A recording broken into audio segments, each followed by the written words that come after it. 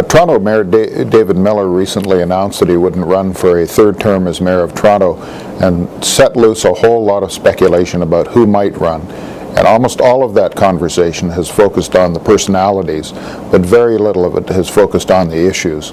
And it's very important in this upcoming election that we begin to focus on the issues that are really going to affect Toronto and be less concerned about the personalities and the clash between personalities of the various candidates. There are a number of key issues that I think should be focused on, and they're, I think, the major issues that have not been focused on because senior governments, the federal and provincial governments, have largely been absent in these issue areas, and they're housing, transit, and immigrant settlement and integration.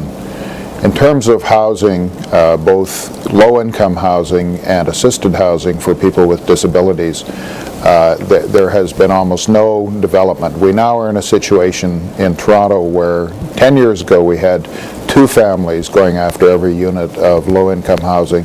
Now we have 7 families going after that same housing. Housing and transit are key issues that give low-income people and newcomers mobility around the city and access to jobs, to places of worship, to entertainment, to sport, and we have to make sure those are in place. And we have to make sure that proper settlement programs are in place for the immigrant community as well. One of the issues that we think is tremendously important has been the extension of the municipal vote to all residents of Toronto, not simply to Canadian citizens.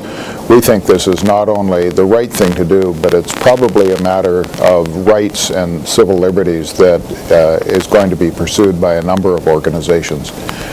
This kind of opening up of access to the democratic government of the city to all of the citizens of the city, all of the residents of the city, is just a symbol, among other things, of how inclusive Toronto is and how inclusive it should be. By opening up the vote to all of the residents of the city, we can create that inclusive environment in the city that we all seek, and maybe be able to change our motto from Toronto's current motto to a new motto, Toronto for the world.